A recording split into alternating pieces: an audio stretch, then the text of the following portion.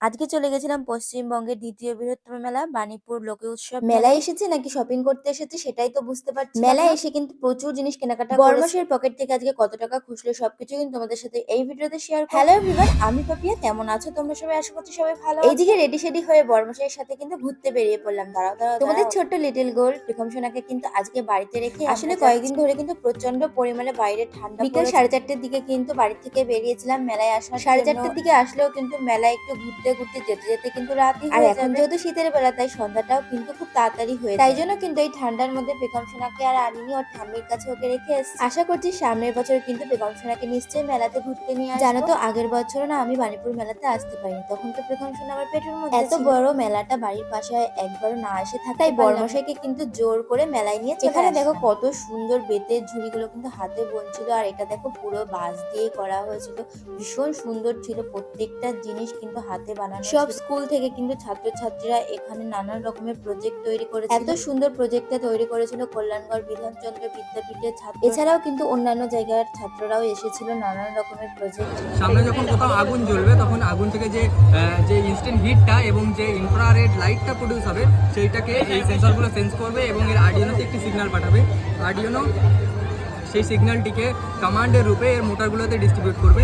এখানে যে হুইল মোটরগুলো আছে সেগুলো অ্যান্টি ক্লকওয়াইজ এবং ক্লকওয়াইজ যে কোনো দিকে ঘুরতে পারে। মেলাতে আসতে না আসতে বড়মশাইয়ের কাছে দেখো বায়না মেলাতেই আসলেই কিন্তু আমার সবার আগে গার্ডারগুলোর দিকে চোখ যায়, আসলে এত সুন্দর সুন্দর কিউট কিউট গার্ডারগুলো ছিল। আমার কিন্তু এতগুলো গার্ডারের মধ্যে লাস্টে যে গার্ডারটা দেখিয়েছিলাম ওই গার্ডারের সেটটাই কিন্তু আমি নিয়েছি। তারপরে কিন্তু চলে আসলাম সবজি প্রদর্শনীর মেলাতে। এখানে কিন্তু সবজি দেখার জন্য প্রচুর লাইন ছিল, কিন্তু আমরা একদমই কারণ লাইন দিয়ে সময় নষ্ট করার মতো অতটাও হাতে আমাদের কাছে সময় ছিল না, আর সেই রকম কোনো স্পেশাল সবজিও ছিল না যেটা দেখার জন্য আমরা এমনিতেই কিন্তু সবজিগুলো বাইরে থেকে বেশ ভালোভাবে দেখা যাচ্ছে। আমার যতদূর মনে হলো এইটা দেখো ঝুলিয়ে রেখেছে, এটাকে হয়তো মেটে আলু সবজি দেখার পরে তারপরে কিন্তু আমরা চলে আসলাম ছোট্ট ছোট্ট চারা গাছ দেখতে। আর এখানে দেখো রয়েছে একটা অ্যাপেল গাছ, আর অ্যাপেল গাছটার দাম কিন্তু ছিল 200 টাকা। টপ কুর্তি চুড়িদার শাড়ি থেকে শুরু করে কিন্তু নানান রকমের জিনিস ছিল এই সারা মেলা জুড়ে। কিন্তু এই জিনিসগুলো দেখে আমার একটু অন্যরকম মনে হলো। দেখো কত সুন্দর কাঠের প্লেটে কত সুন্দর পরিবারের নাম লেখা রয়েছে, চক্রবর্তী পরিবার, ব্যানার্জি পরিবার, মন্ডল পরিবার, সাহা। এই দোকানটাতে কিন্তু সবকিছুই কাঠের তৈরি জিনিস। এই দোকানটাতে দেখো কত সুন্দর সুন্দর জুয়েলারি রয়েছে, ব্যাঙ্গেলস রয়েছে, গলার হার। শাড়ির দোকানে আসা মাত্রই কিন্তু সবার প্রথমে আমার এই শাড়িটার দিকে চোখ যায়। আসলে শাড়িটা দেখো এত সুন্দর, এত পছন্দ হয়েছিল আমার। বর্মশাইকে বলছিলাম শাড়িটা কিনে দাও না, আমার দাম জিজ্ঞাসা করাতে বললো 1600। এত টাকা তো আর বর্মশাই আমার জন্য শাড়ি কেনার জন্য নিয়ে আসেনি, তাই জন্য কিন্তু মন খারাপ করে চলে আসলাম। শাড়িটা কিন্তু আমার আর কেনা। এই ছোট ছোট পুতুলগুলোকে দেখো কত কিউট লাগছিল দেখতে। সব থেকে তো এই হোয়াইট পরিটাকে আমার দারুণ লাগলো, কি মিষ্টি লাগছিল। মাম্মার জন্য ভেবেছিলাম যে এই হোয়াইট পুতুলটাকে নিয়ে যাবো, বাট ওর তো বাড়িতে অনেক পুতুল রয়েছে, এছাড়াও কিন্তু পুতুল খেলার বয়স ওর এখনো হয়নি, আর ফালতু ফালতু এখন যদি পুতুল নিয়ে যাই তাহলে তো নষ্ট হয়ে যাবে। থেকে শুরু করে micro oven, gas oven, geyser, washing machine, fridge, এছাড়াও সব রকমের ইলেকট্রনিক জিনিস কিন্তু এখানে তোমরা পেয়ে যাবে। আমাদের তো আর এইসব জিনিসের এখন কোনো দরকার নেই, তাই জন্য কিন্তু দেখে চলে সামনেই কিন্তু আমাদের সিসিটিভি ক্যামেরায় দেখা যাচ্ছিল, তাই দেখো পরে হাত ধরে একটুখানি ঢং করছে। এদিকে তো পাপড় ভাজা দেখে বড়মশাই দাঁড়িয়ে পড়লো পাপড় ভাজা। আসলে আমার বড়মশাই কিন্তু এই পাপড় ভাজা খেতে ভীষণ ভালোবাসে, আর এই পাপড় ভাজাগুলোর নাম কিন্তু হলো ছ্যাঁকা পাপড়। বড়মশাইয়ের এই পাপড় ভাজাগুলো পছন্দের হলেও আমার কিন্তু একদমই পছন্দ, তাই জন্য কিন্তু শুধু ওর জন্য একটা পাপড় ভাজাই নিয়েছি, তাও দেখো আমাকে জোর করে খাইয়ে দিল, বললো খেয়ে দেখো কেমন। প্রত্যেকবারের মতো কিন্তু এবারও আমি বলেছি একদমই ভালো। তারপরে দেখো চলে এসেছি ঘুগনির দোকানে, কারণ এখন আমি খাবো ঘুগনি, কারণ ঘুগনি খেতে কিন্তু আমার ভীষণ ভালো লাগে। মেলাতে আসলে কিন্তু ঘুগনি আর ফুচকা খেতে কিন্তু আমার ভীষণ। খাওয়া দাওয়া করে তারপরে কিন্তু আমরা চলে আসলাম মূল মেলায়। আসলে মেলাটা যেহেতু এতটা বড় মেলা সেই জন্য কিন্তু দুই ভাগে ভাগ করে নেওয়া। এতক্ষণ ধরে কিন্তু আমরা আরেকটা মাঠে ঘুরছিলাম, এইবার কিন্তু এসেছি আর এখানে কিন্তু প্রচন্ড পরিমাণে ভিড়। তারপরে কিন্তু চলে আসলাম এই ভাইরাল হিয়াদির। তোমরা হয়তো এই দিদিকে অনেকেই চেনো। যাই হোক, আমি কিন্তু এসেছিলাম এই মাথার ব্যান্ড গুলো দেখার জন্য। তো অনেক সুন্দর সুন্দর কিন্তু ব্যান্ড ছিল এই দিদির কাছে। এই ব্যান্ড গুলোর দাম ছিল কিন্তু এক একটা 250 টাকা। আমি কিন্তু আর কিনিনি, দাম শুনে যেদিকেই তাকাবো সেই দিকে কিন্তু শুধু ভাইরাল জিনিস আর ভাইরাল। বাড়ি থেকে বেরোনোর সময় ভেবেছিলাম যে আজকে মেলায় গিয়ে কিন্তু সুন্দর একটা কানের, এত কানের কালেকশন থাকা সত্ত্বেও আমার একটাও পছন্দ। এর আগেও কিন্তু দুটো তিনটে মেলা ঘুরেছিলাম কানের কেনার জন্য, বাট আমার একটাও কানের পছন্দ হয়। আসলে আমার মনের মতো একটাও কানের আমি খুঁজে আর পাবোই বা কি করে। একটা কিপটে বরের সাথে মেলায় এসেছি, বরকে বললাম ওই দেখো জলপরির শো,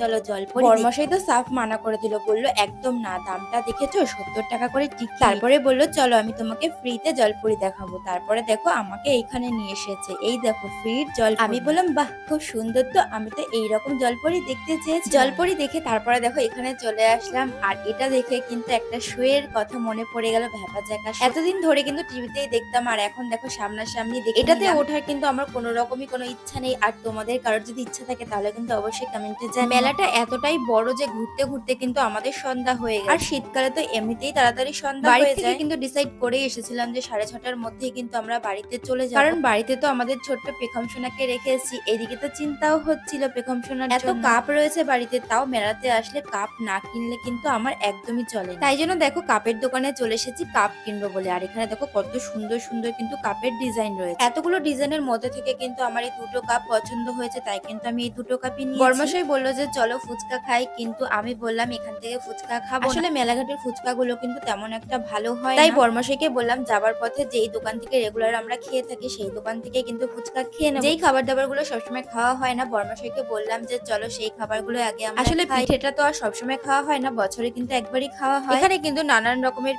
পিঠের নাম প্লাস পিঠের দামগুলোও কিন্তু মেনশন করা ছিল। ভাপা পিঠে, দুধ চুষি, সাজের পিঠে, ভাজা পুলি, দুধ পুলি, পাটিসাপটা, রস বড়া, নানান রকমের পিঠের সম্ভার কিন্তু এখানে ছিল। আর পিঠেগুলো কিন্তু অনেক পরিষ্কার আর পরিচ্ছন্নতার সাথে কিন্তু বানানো হচ্ছিল। এত পিঠের মধ্যে কিন্তু আমরা নিয়েছিলাম ক্ষীরের প্যাটিস আর ভাজা পুলিটা তো এর আগেও খেয়েছিলাম, কিন্তু ক্ষীরের প্যাটিসটা কিন্তু এর আগে ট্রাই করা হয়নি। ভাবছিলাম যে খেতে কেমন না কেমন হবে, আর যদি খারাপ হয় তাহলে তো টাকাটা পুরোই ওয়েস্ট হবে, কিন্তু খেয়ে দেখলাম দুটো পিঠেই কিন্তু ভালো ছিল। তারপরে কিন্তু চলে আসলাম ঘর সাজানোর জন্য খাট কিনতে। মেলায় এসে দেখো ঘরের জন্য খাট কিনতে চলে আসি। আসলে এত সুন্দর সুন্দর ছিল খাটগুলোর ডিজাইন, আর দামগুলো এত রিজনেবল প্রাইসের মধ্যে ছিল, সত্যি দেখে ভীষণ ভালো লাগছিল। আর প্রত্যেকটা খাটের কিন্তু আলাদা আলাদা ডিজাইন, আর এনাদের কিন্তু বাইরে বড় বড় দোকান রয়েছে। আমি তো এইদিকে খাট দেখছিলাম, আর বর্মশাই দেখো এইদিকে আলমারি। আসলে আমাদের খাটের থেকেও কিন্তু এখন একটা আলমারির খুবই প্রয়োজন। না কিন্তু এখন বড় হচ্ছে, আর দিনে দিনে কিন্তু জিনিসপত্র অনেক বেড়ে যাচ্ছে, তাই জন্য কিন্তু একটা আলমারির ভীষণই প্রয়োজন। আমাদের প্রয়োজন হলেও কিন্তু এখন আমাদের কেনা যাবে না। আসলে ঘরটা যেহেতু আমাদের এতটাই ছোট, সেই জন্য কিন্তু খাট আলমারি কিছুই আমাদের ঘরে রাখা যায়, তাই কিন্তু আমাদের একটু অ্যাডজাস্ট করেই নিতে হবে। বর্মশাই বলেছে যখন আমাদের বড় বাড়ি বানাবো তখন কিন্তু এক একটা স্বপ্ন পূরণ আমরা করব। সবথেকে জানো তো এই সিংহাসনটা আমার দারুণ পছন্দ হয়েছে। সিংহাসনটার দাম ছিল 14,500 টাকা। অনেকক্ষণ ধরেই তো ঘোরাঘুরি করলাম, এবার আমার পেখম সোনার জন্য কিন্তু একটা খেলনা নিতে হবে। বাড়িতে তো ওর এক বস্তা খেলনা রয়েছে, তাও মেলায় যেহেতু এসেছে একটা খেলনা না নিলে কিন্তু হয় না,